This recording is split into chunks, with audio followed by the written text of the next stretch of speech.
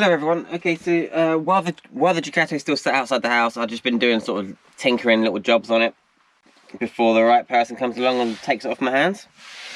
Had a lot of interest in it. Anyway, what I've done is I've replaced these doors. These doors are now made out of ply, not cladding.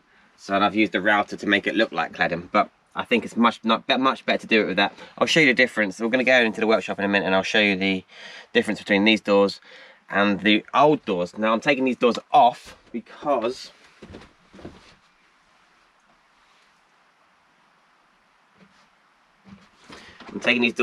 got to go and glue. I don't know if you can see in here, but little magnetic catches there, and I need to glue or screw the receiver onto the back of these doors. And I'm going to do it in the workshop, and I'm going to probably do it with a bit of glue. Take these doors off, and then we'll go into the workshop. Alright, back in the workshop. So these are the old doors that I made. Now it's quite a typical design. You see a lot of this being done in camper vans. Nice little rustic cupboard door made out of cladding, and a couple of braces on the back to hold the three sections of cladding together. Now they work quite well, they look quite nice once all the hinges and stuff are on them, but they warp. If you haven't painted the tongue before you assemble them, then eventually they shrink and you can see where you haven't painted inside. That happened. And also they warp, and they're very flexy and thin. Although they're 8mm and I've used 9mm ply to replace it with, about 1mm makes a big difference when they're not separated into lots of different pieces. So that is the old one of the old doors, and this is one of the new doors made out of 9mm ply. I've used a router to draw the lines to make it look like cladding, but it's not. And they're just a much sturdier door. They're always flat, whereas these ones, yeah, they just warp a little bit. So we'll burn those, and we're going to use these now. As I showed you in the van, we have used these cheap magnetic catches to hold them shut. I don't think I'll be using these in future, but for this van I will. And these are obviously the receivers for them. And because it's quite thin wood, 9mm, I haven't been able to find, you guys can send me some links if you like, I haven't been able to find screws that won't stick through this door. So we need about 6 or 7mm length screws that have big enough heads that don't poke through these holes. Anyway, what I did before on these was glue these on, and it stuck really well. I'll show you the glue that I used.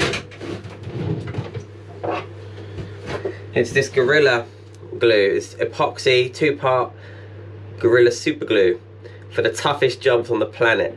So I don't know if this is going to be any good still. It might be too dried up now to be able to carry on using, but I'm going to try this now and see if we can stick these catches onto the back of these doors.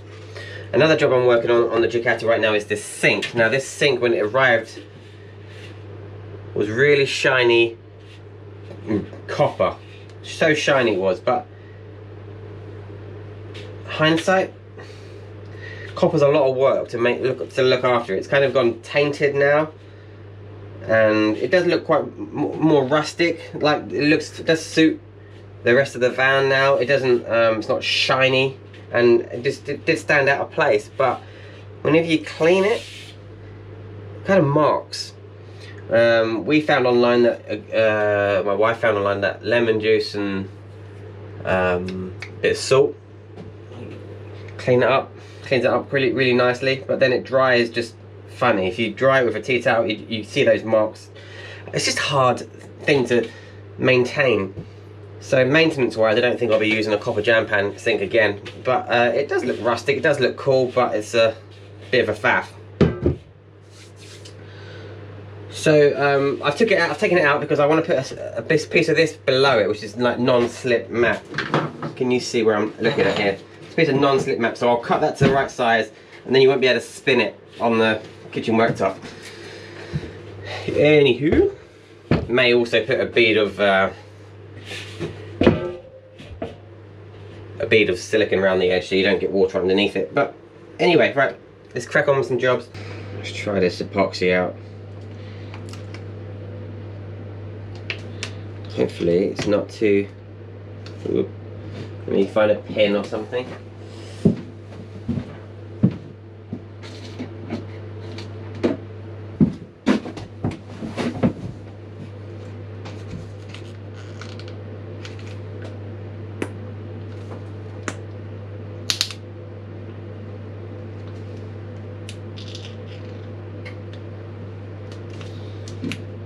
Okay, that's come out okay.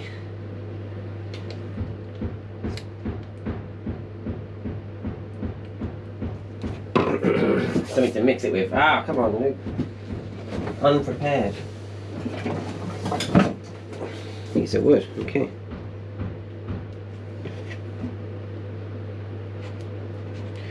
And then we're going to stick it under that way. And then we're going to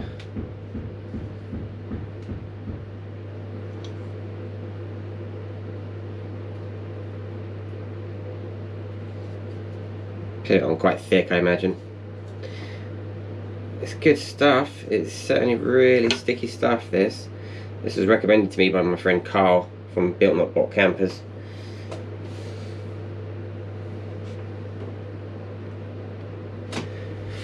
Just like that. It's very good stuff. Give it a go. Alright, we'll do the other ones. And we'll let that dry. Ah! Say I need this workshop to be more kitted out with things like roll to clean my hands. Yeah, still need lots of stuff for this workshop.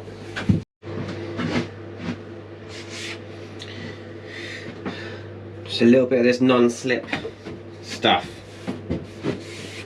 Incidentally, I use this a lot in my van, all in the shelves and things where pots and pans live, so they don't slide around. But yeah, a little bit of that underneath this sink, you know, will stop it sliding around. It gets fixed to the worktop by the plug that goes through, and underneath the bottom of the worktop that pulls it together.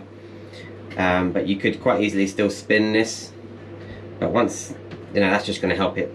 I have thought about sticking it to the worktop, but if you ever want to get it off again to replace the sink or to clean it or something, then yeah, I don't want to glue it, I don't want to fix it down. But that will work a treat. Let's go fit the sink back in the van. Right, Bosch.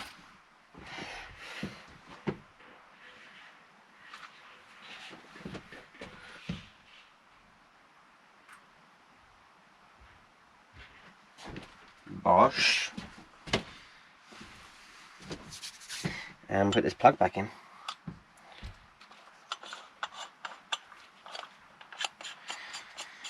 Yeah, I don't think I'll use a copper sink again. I mean, it's a really quirky touch. A lot of people do it. Unless you guys can recommend, how do you maintain a copper sink? How do you stop it from going green? How do you keep it clean? I think it's just a high maintenance thing. So if you, whenever you use it, I think you've got to keep it dry it off straight away again. It's just a faff.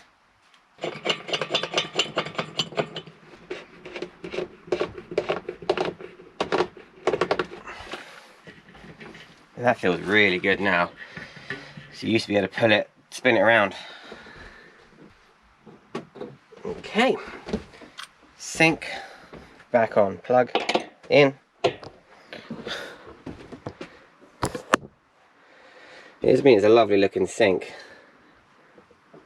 Just it's discolouring quicker than I would hope it would. You know, it's not even been properly used in here. Alright, so up here, these cupboards, just got to fit one of these onto here. So let's go and do that. So let's imagine this is the door and this is the frame of the door. So the door opens up like this and shuts against the frame. Yeah. The door and the frame are flush, this side. I need to mount this magnetic catch. We see the frame is too thin for these things to go on. So I have to fix another additional piece of wood behind the frame. fix that into the frame from the back, and then I can fix these magnetic catches on to that piece of wood. So holding this flush, make sure you've got the that you allow for the thickness of the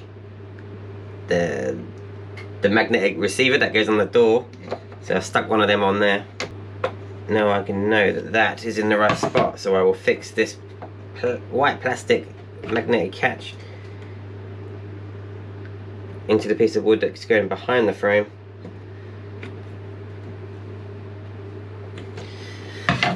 And that should do it. I think from now on I'll use those. Well, firstly I'm going to make shaker doors, or doors that are much thicker than this, and they're overlay doors rather than insert doors. I'm going to do them from now on. It makes it easier with catches, but not so with hinges. Overlay doors, you're going to have to use the hidden, recessed, sunken in kitchen hinges. I quite like the fact that these hinges are visible. You can choose some really nice rustic, quirky hinges, but anyway, I don't know what I'm saying. Oh yeah, I don't think I'll be using these anymore. If I have to use catches similar to this, I'll use them typical caravan, you know, the ones where you the handles and locks where you push them in to lock and pop them out to get a bit of purchase on. Do you know the things I mean? Okay, got it. So you can see now that this magnetic thing sticks out past the frame, because I've used that thin, because I've used this kind of, yeah, you see how that sticks out over the edge? So that's the door, which will be stuck onto that. This is the frame of the, sits on there like that, so it will be flush. Right, so that and these three doors are ready to go in once the glue's dried, and then that cupboard's done. I could have just left the doors that I had in there, these cladding doors, but I wasn't happy with them, and I want to sell vehicles that I'm happy with. If I'm happy with them, then I'm hoping whoever buys the van, owns the van, will also be happy with them. So, right then, what can I do now?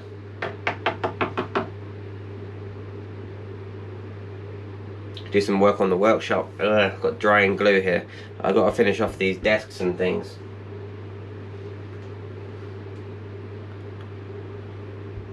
I want to buy like I want to buy so much for this van. I want to buy a pillar drill. I want to buy some vices so I can clamp some vices onto my workbench. Soldering irons. I want to buy a load of these bits and pieces. If anyone's got spares, they're old tools, they've replaced tools, and want to donate some, I would really appreciate that. I keep scrolling through Marketplace and places similar to that, try and find some free or cheap tools. I got quite a lot of nice tools, but they're what I use in the van for when I'm driving around doing work on people's vans. So I want to try and keep them tools in that van and have a fresh set in here.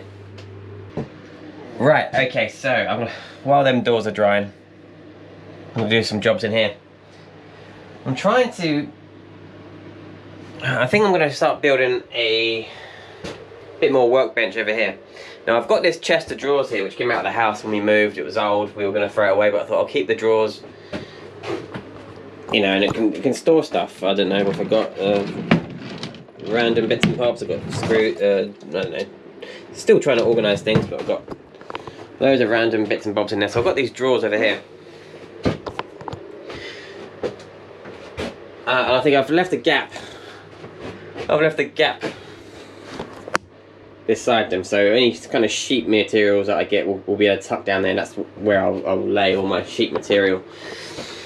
But I think I'm going to extend this workbench over to here, so I've got a bit of an L in this corner for, I don't know, and this is where my stall is. It's a stall that I got for free off Marketplace. So this is going to be a sort of my seated area where I can work. I can do soldering, I can have a vise over here so I can clamp things in, I can paint, you know, I can do jobs here on the stool. That's my little desk area, I think. So there will be a shelf underneath, but I will allow for your knees to go under a bit. So it'll be a bit, the shelf won't come all the way to the front as if it does down here. So I think I'm going to try and do that now, just build a little, I don't know, extend my worktop there. I've got 18mm ply here. I've got plenty of strip wood up here to make sort of legs and things. Let's see what I can do. I really want to sink this table saw into my workbench so it's flush with the top. But I'm going to build it onto its own little box which has wheels, casters on. We bought some casters over here. So I'm going to build it onto its own box on these wheels, so you can wheel it out and put it into the middle of the room, or change the angle of it and stuff, and then you can wheel it back in, and it's also flush to the worktop, so you can use it there as well. But that's a big job, and I'm not really looking forward to that. So see what we can do with this. This is another wing mirror cover. We replaced one of them. I'm going to leave that in there for the new owners. I buy them in pairs anyway, so if I buy another Ducato Relay Boxer and I want to get some of them, I'll end up buying another 2 anyway, so I might as well send that off with the new owners. What's this? Oh, this is all the instructions for all the electrics, the fridge, the heater, and all the Victron units. We've got up here. Oh, we got a Fiat Ducato key barrel that I never used. Some pipes for the sinks, and ooh, the MOT stuff. This van passed its MOT with no advisories. Well, it failed on one thing which we got fixed, but then it's had no advisories, so it's a great van to buy. That glue supposedly is fine after half an hour, so we've left it about an hour. Oh yeah, that works. That's nice. Oh, it's totally worth doing that. I think I've got a few dirty fingerprints on this, so I might just touch it up with a bit of paint once I'm done. Oh yeah. Yeah, I do need to do a little bit of touch up with paint, but that'll be fine.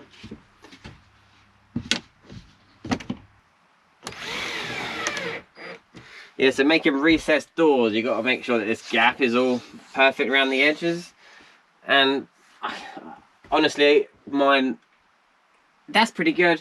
This one's not great at being the same gap all the way around the edges. That one's okay.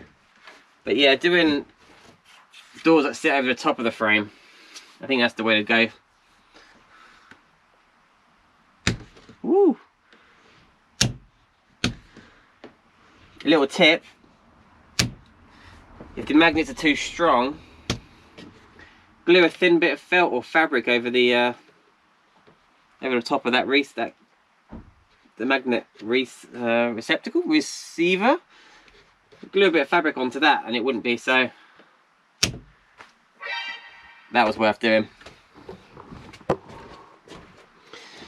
So now these doors aren't going to fall apart because I made them out of cladding and waste of time. There were so many things on this build where I could have saved time. I went to my friend Carl's workshop to make these doors, 5 doors.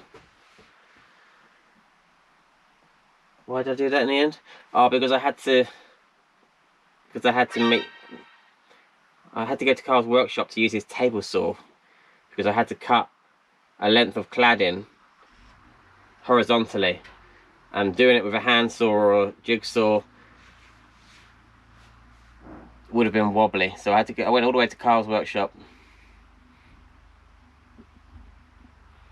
I've got a table saw now of my own, but at the time I didn't. And making this out of making this out of ply, I was able to just evenly space the gap for the cladding, you know, the router lines. So that was worth doing. Sink is in.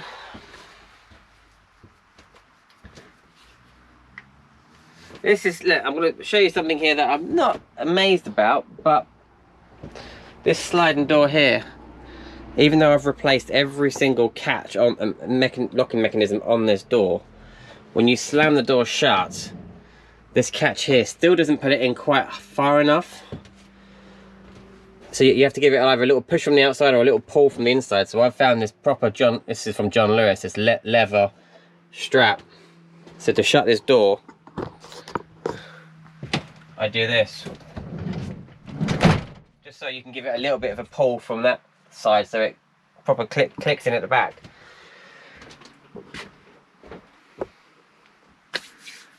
But anyway, I think, other than maybe a final touch up with paint here and there, this van is done. It's just ready to go. I fired up the heater the other day, make sure the heater is still working. That works a treat.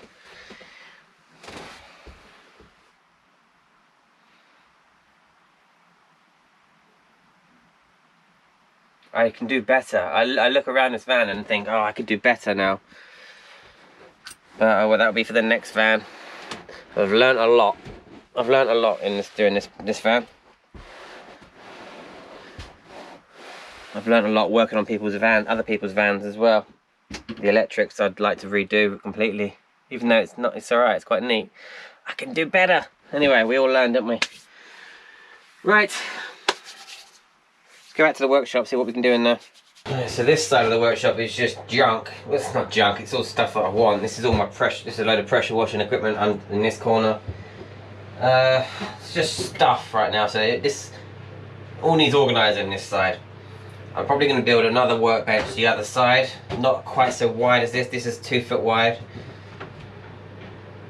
Maybe I can, just like halfway along, just sort of maybe just this corner I can just put a bench so I can cover over my pressure washing stuff in case I ever start doing that again. Just have a little bench here as well. But yeah, I need to sort out all this side of the room. So this is going to help with that. If I can get rid of some of this plywood here for my shelves and workbenches. We'll see what we can do here.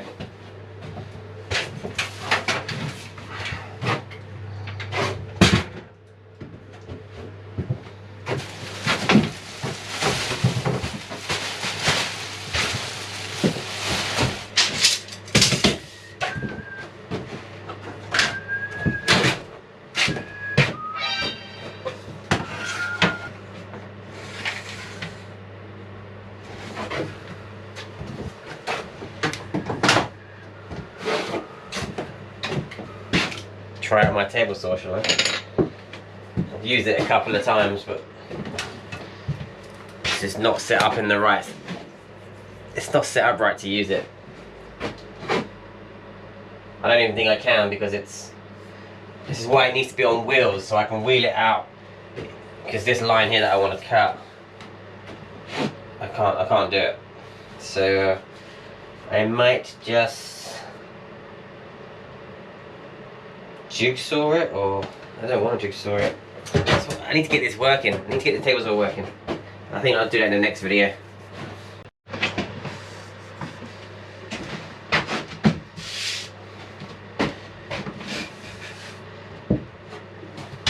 This is why I need to set it up on wheels so I can wheel it into the middle of the room. I'm going to try and use this to cut this line. But yeah, if it was flush fitting in that worktop and I had maybe a bench the other side as well, all at the same height, I could just run sheets along. I don't know. Yeah, I need help. See if we can cut this.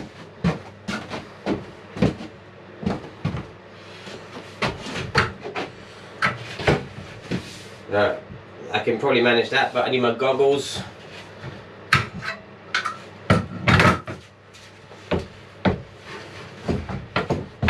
need my goggles first.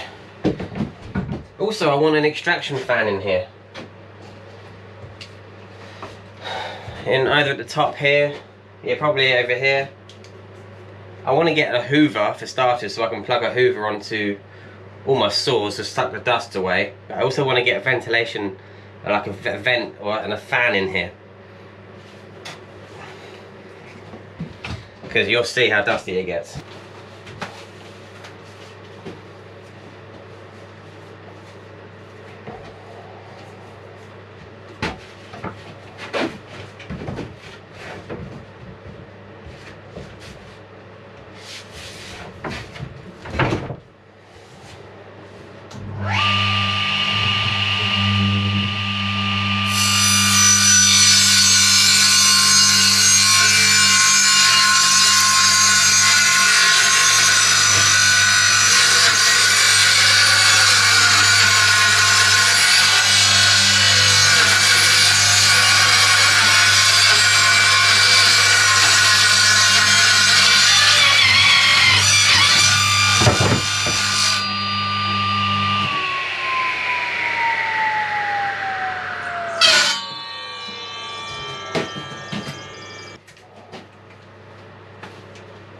That worked out pretty well. Wasn't too dusty actually, but yeah, I could do with a hoover. Just been looking for cheap hoovers on eBay or Marketplace, trying to find something for now just to plug onto them to capture most of the sawdust. Can't wait to have this workshop set up properly.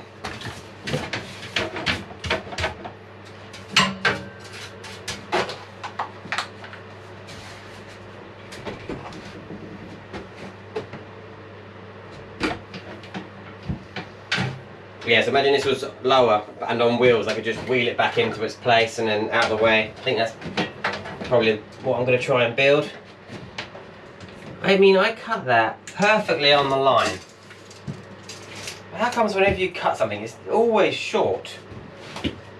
Always short, why is that? I never account for thickness of the blade as well, so I should cut to one side of the line, I think, rather than on the line, perhaps. But anyway, it's only a couple of mil out, but still annoying. So it's 2 foot that way, so it's gonna go.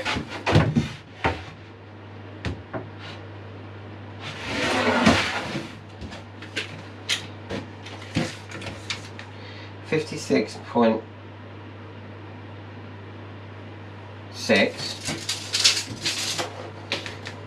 56.8 is what it should have been.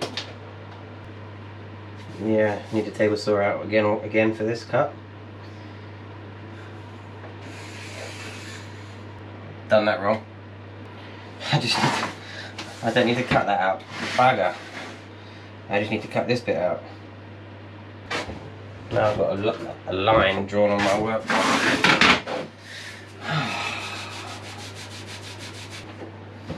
Okay, jigsaw.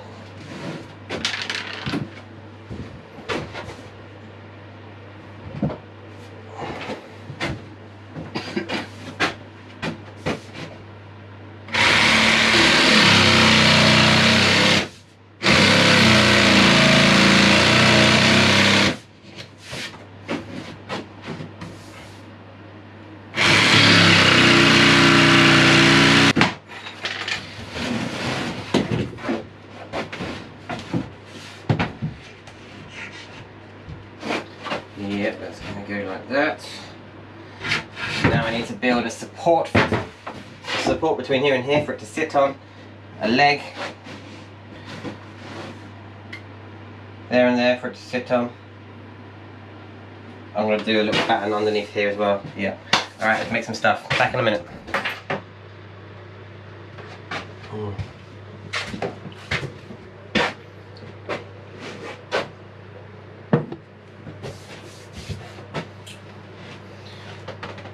Right. Okay, so in a future video, in the next couple of weeks, there's going to be another review video of one of these power banks. I don't know if you can see in the corner over there, there's my trusty power oak, my AC50 power oak.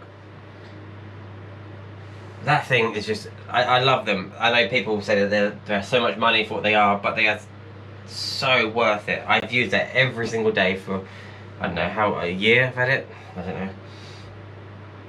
So I'm thinking, because I know you can run a Chinese diesel heater off of those power oaks, I'm thinking I'll just use that for all the electrics in my workshop. You know, everything, not the mains, the big power drills or anything like that, but charging my hand drill batteries and charging my battery powered drills and batteries, lighting and heating. I could probably run it off of that. And I have this little mains heater down here as well, which is going to be a backup. So I know people have run a diesel heater off of those power oak things. And also, if it's on charge at the same time, I'm sure it'd be fine to use that to do a diesel heater. Anyway, so I think that's going to be my workshop power for lighting and charging drill batteries and things. And I've got my new power bank to review, which probably will go to be the one that lives in the van.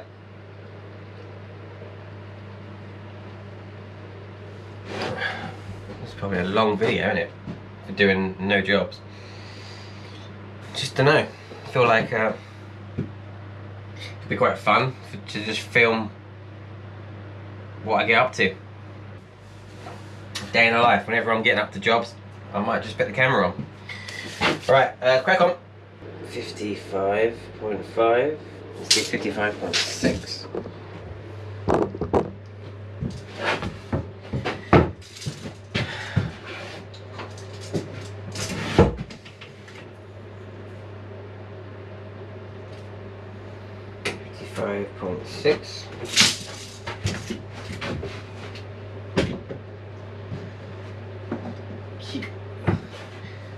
I keep using this, which is an old square that I found in the, I'm taking it off of my vintage tool display thing, because my other square's in the van.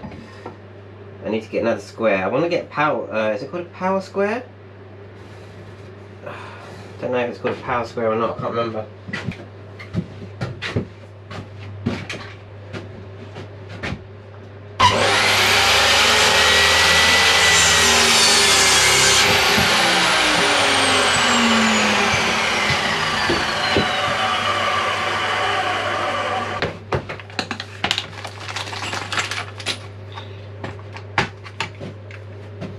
Another thing I want, I love this Craig pocket hole jig, but I'd like to get one now, the bigger version that clamps onto your worktop, so you can just clamp it in like that and these are great. I've used this so often.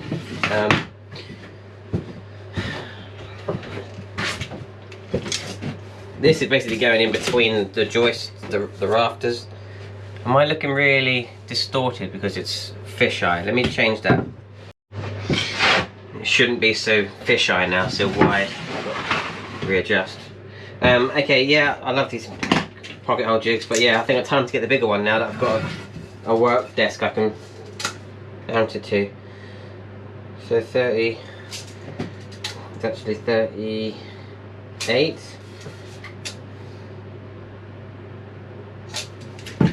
This goes up to 38, brilliant. Clamps.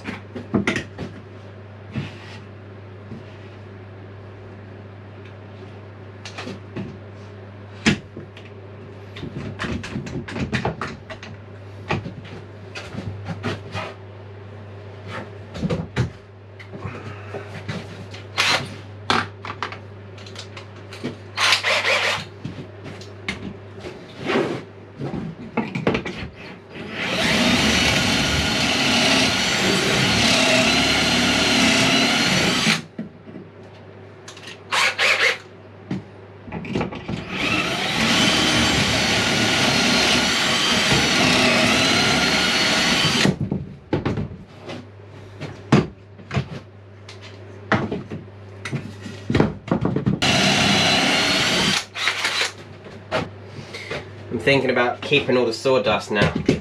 Eventually I'll get a hoover and it will suck it all into a bucket so I can collect all the sawdust. I might just collect it all in a tub for now.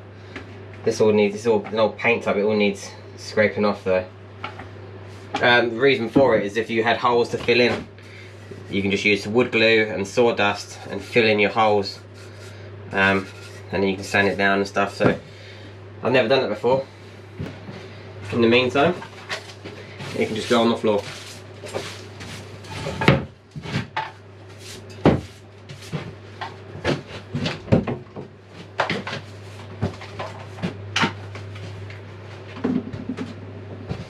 Okay, screws.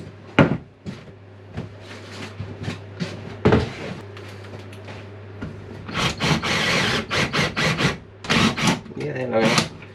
Good.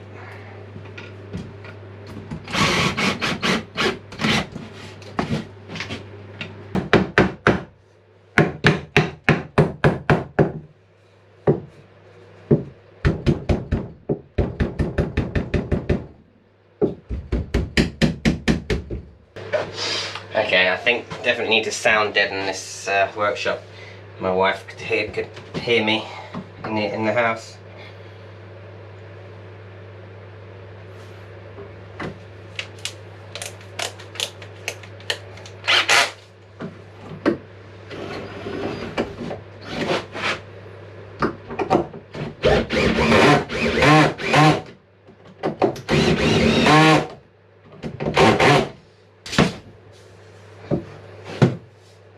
I need a smaller level. A little bit of 18mm ply.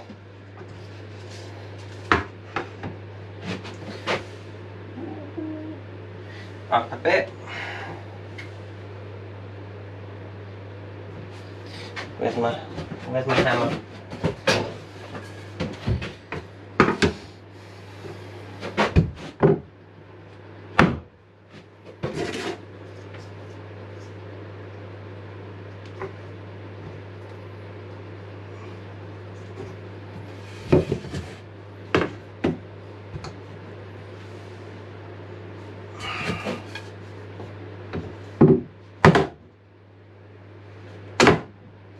Oh no, my bubbles are all spit up in the... Okay. That looks good to me.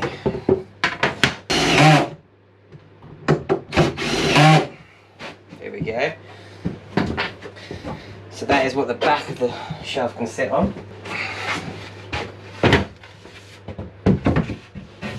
Ooh, yeah. Okay, now I need to have a leg on this corner and a leg on this corner.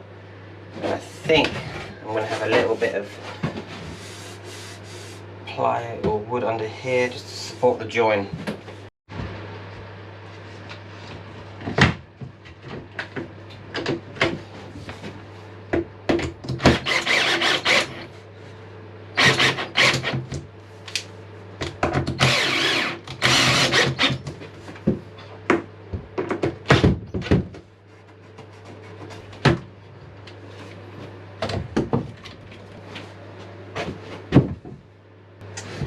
Okay, I need to do some more pocket holes on this.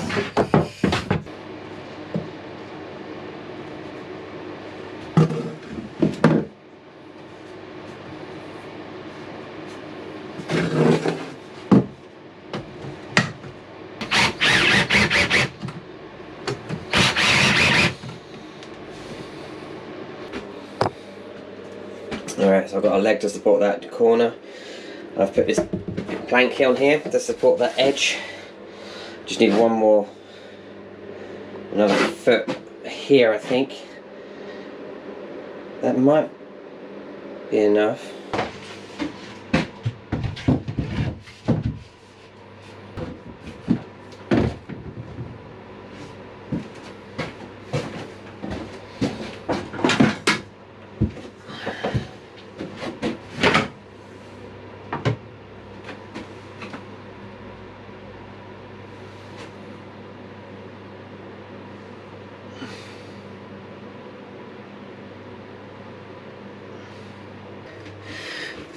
By the way, this old square that I found in the previous shed on this property, I've been using it now and then.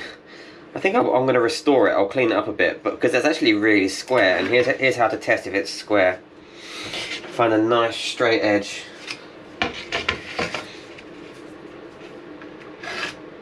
Draw a line like that, and then draw a line. Turn your square over. Draw a line next to it. It's actually not that far off being square. It is a little, and you can see here. You can see here the lines. You have to see how close the lines are to each other. They're slightly closer here than they are at this end, but that is probably more square than the square I've got in the van. It's not actually bad for a really old shed find. So that's how you test a square.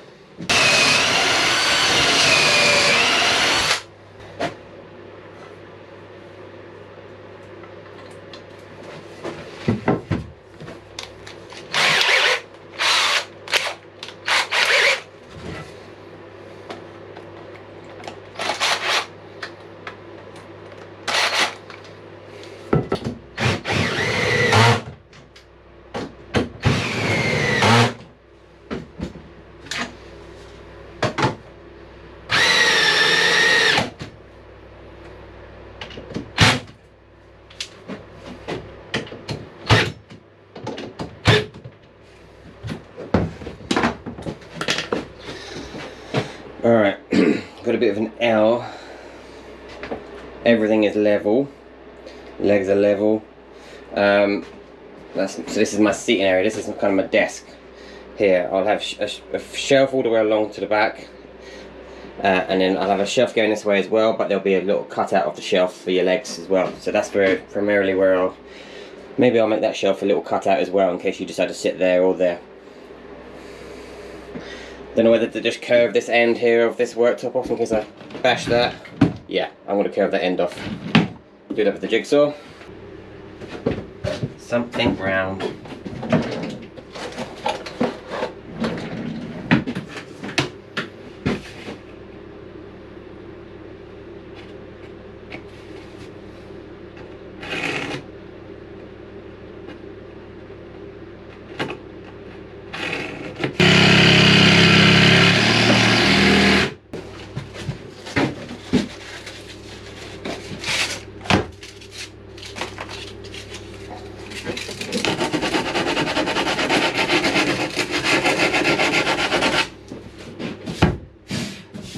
Tidy up.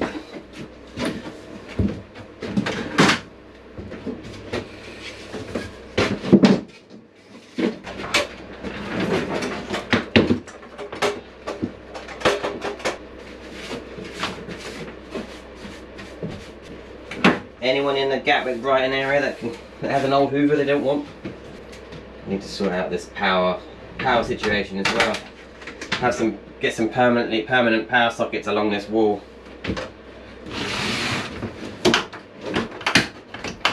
I love this. It's a shed. It's a shed that I'm making into a workshop, but I love this, having my own space to do this stuff. Amazing.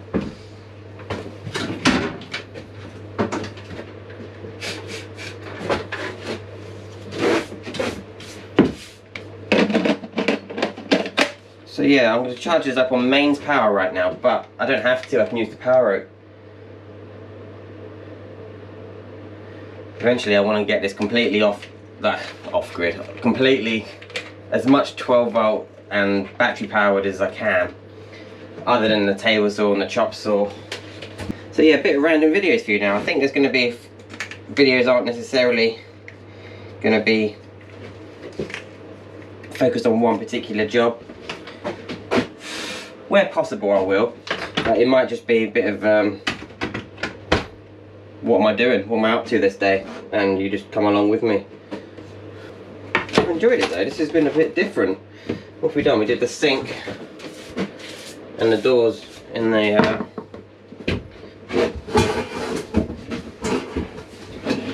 sink and the doors in the Gigato. And there's a little bit of workbench.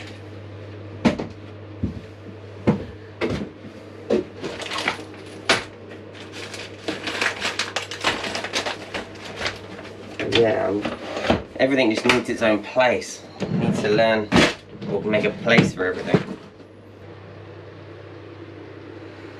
Yeah, this side is kind of taking shape. I want to have all my... Can you see under here? I've got like paints and stuff at the back, and I've got all these sort of hand tools. There are a few more to join them as well. So my sanders are here. I need somewhere to put them all, hang them all up. I don't know yet. Still working on that, but there you go, look. It's a decent long workbench I've got. 12 foot long and a little 2 foot, not quite 2 foot, over that way. That's getting there, isn't it? So I hope you enjoyed this slightly different video to normal. I certainly enjoyed filming it. I'm going to go and edit it now. I'm looking forward to that. It's been a while since I've sort of looked forward to an edit. This is a bit different, so I'm enjoying it. So let me know what you think, and I'll see you again next week. Alright, bye.